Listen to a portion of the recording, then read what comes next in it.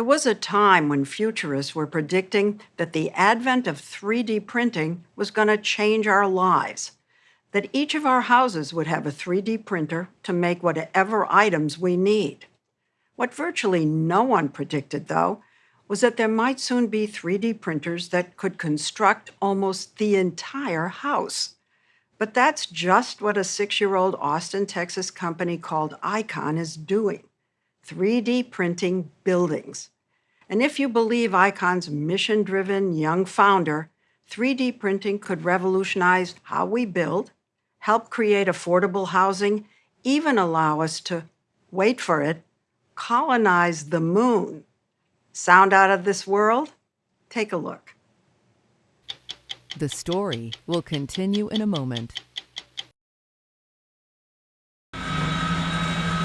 What you're watching is the building, actually the printing of a 4-bedroom home.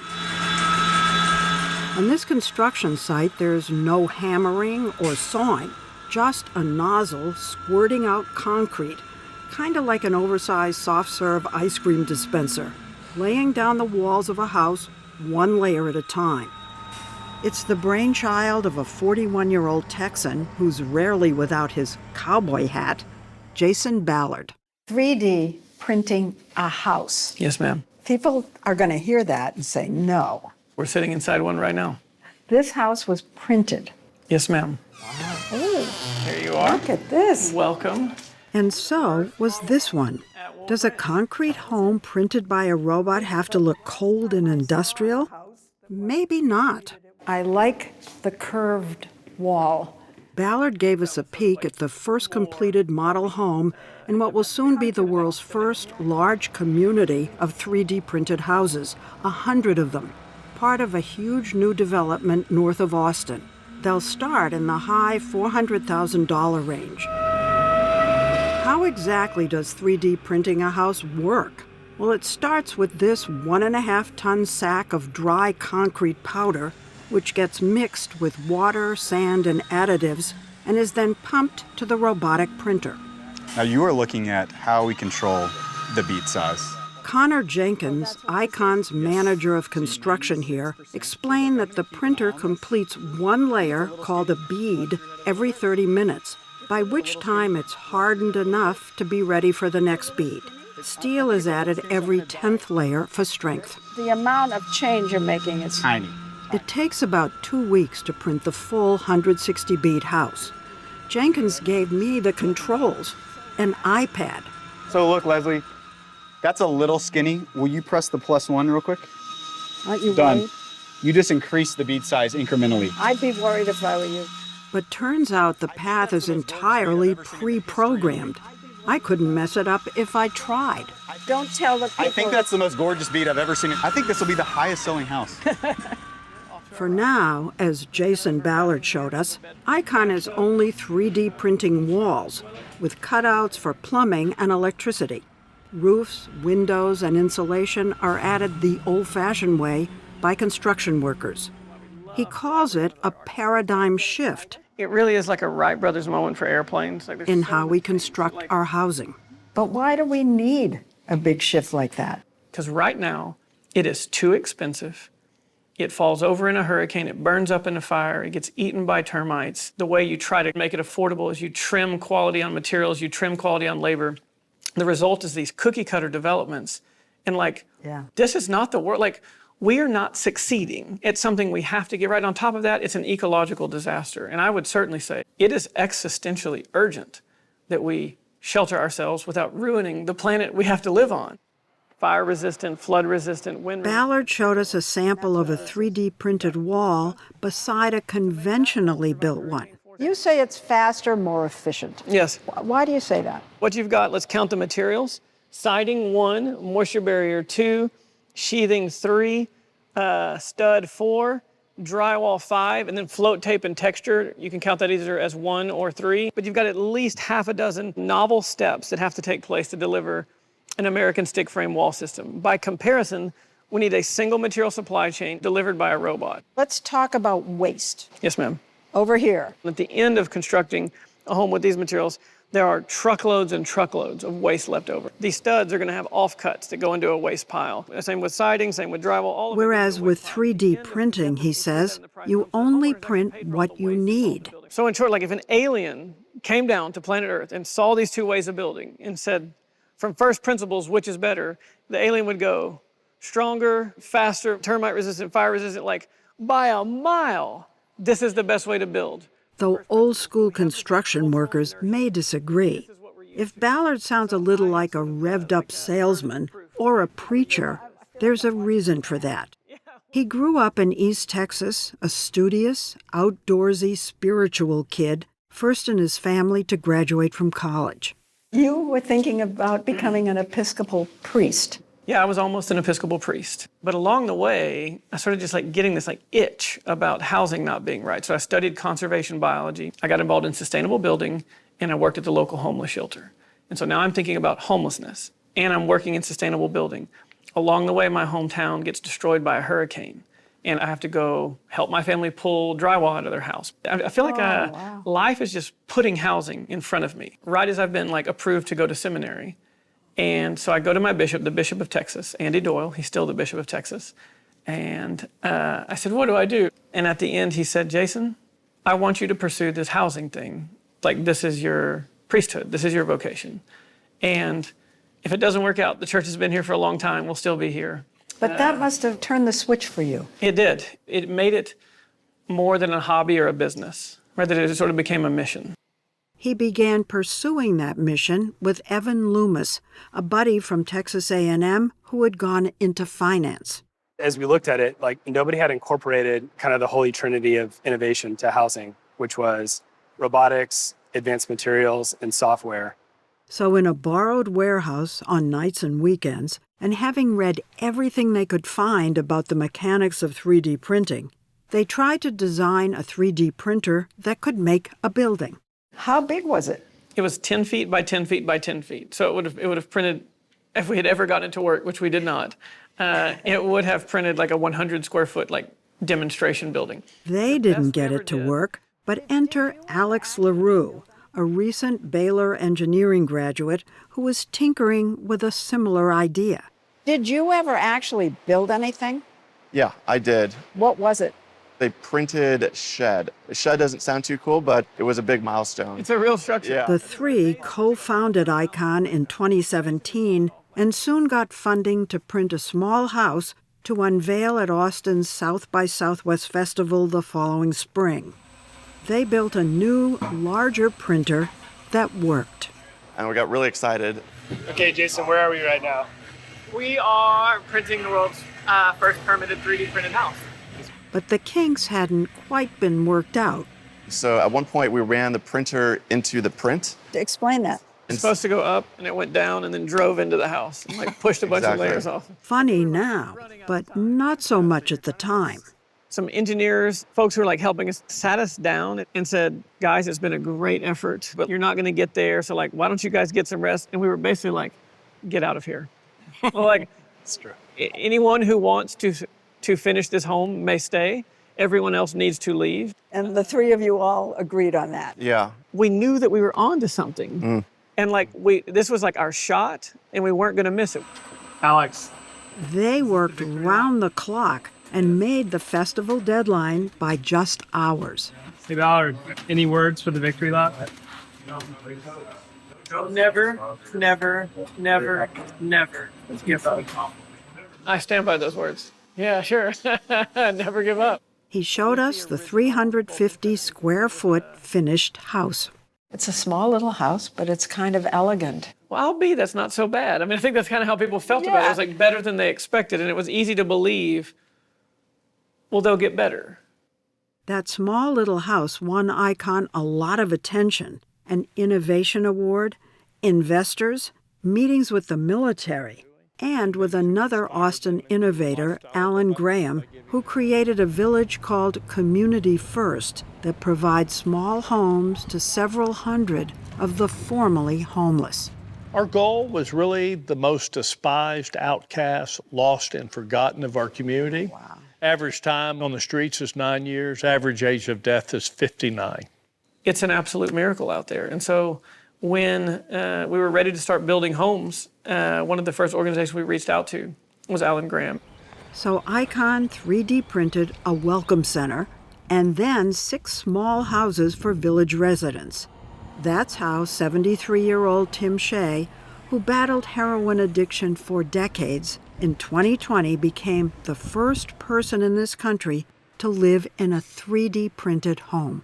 Before I saw these houses, in my mind, I thought, it must be cold. You're shaking because you don't think that. No, it's just the opposite. You feel embraced enveloped. People that live, that are in the economic strata of the men and women that we serve are going to be the last people on the planet that are going to benefit out of new technology. And he wanted to make sure that they were the first. The first person in North America to live in a 3D printed house was homeless. Yeah, I know. Isn't that something?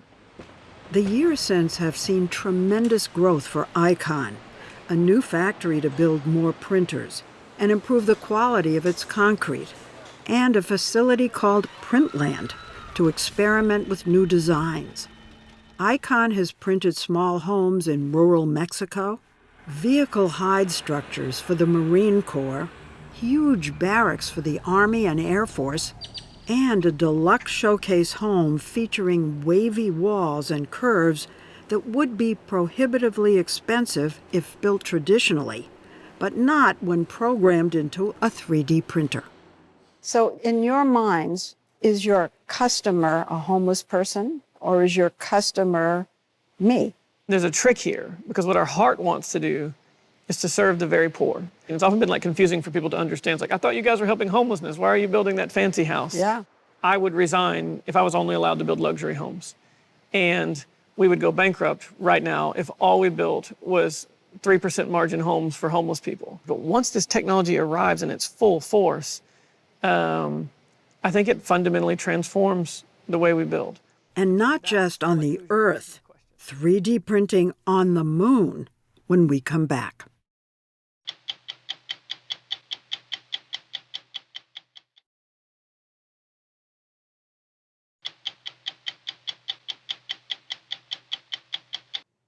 It has been a staple of science fiction forever, humans living and working on the moon.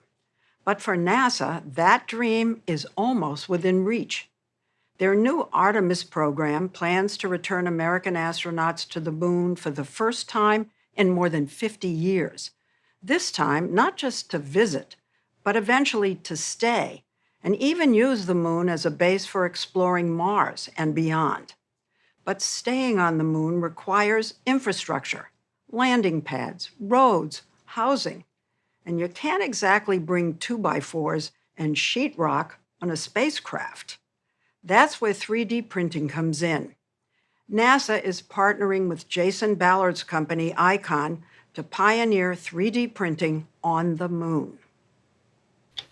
The story will continue in a moment. 3, 2, 1. And liftoff of Artemis 1. Last fall, NASA launched the first in a series of Artemis missions. Back to the moon. The next, with crew on board, is scheduled for next fall.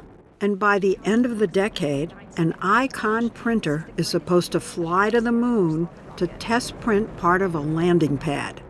Jason Ballard, who once applied to be an astronaut but was rejected, can't wait. If the schedule holds or even approximately holds, the first object ever built on another world will be built with Icon hardware. He wants Icon to be the first company to make something on another world. So do we. At Marshall Space Flight Center in Huntsville, Alabama, NASA scientists Jennifer Edmondson and Corky Clinton run a program called IMPACT, spelled MMPACT. Moon to Mars Planetary Autonomous Construction Technologies. Whoa, you people at NASA, you come up with these very, very long names. That's why we call it Impact. The key word there is autonomous. We want to be able to make structures that we need without having to be tended by astronauts. If you're going to have a truly sustainable presence on the lunar surface, you have to be as Earth independent as possible. NASA was interested in 3D printing, having looked at an early version almost 20 years ago.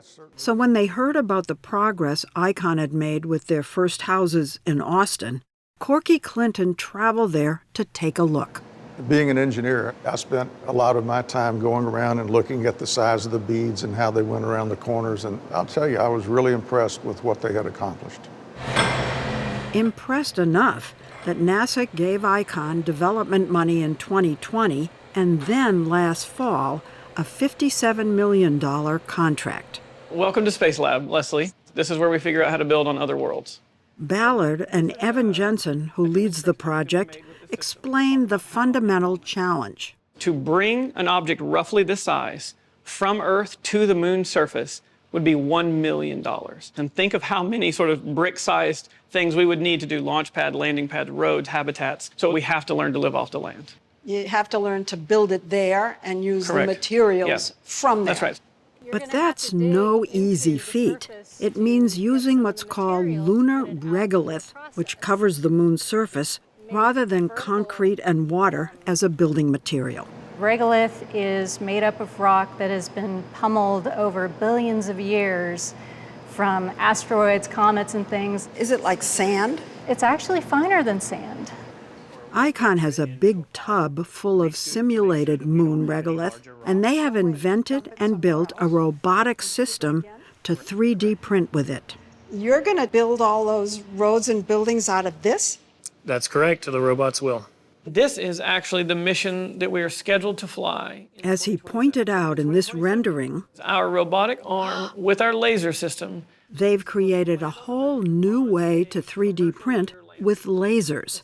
Instead of a nozzle squirting out soft concrete, a high-intensity laser beam will melt the powdery regolith to transform it into a hard, strong building material. They're running experiments now using the laser to create a small sample. Once that red light is on, we're hot. Oh. Lots of power. Here we go. Here we go. We watched on monitors as the arm got into position. There's the laser. Oh, that white thing's the laser. So it's melting right now. It's going up to, say, 1,500 degrees Celsius. It's going to complete its second pass. You can see it emerging there. See the dark object on the screen? That's the object we just made with the laser. They can add more regolith and laser again and again to build in layers to go as high as they want, which will be done remotely from Earth.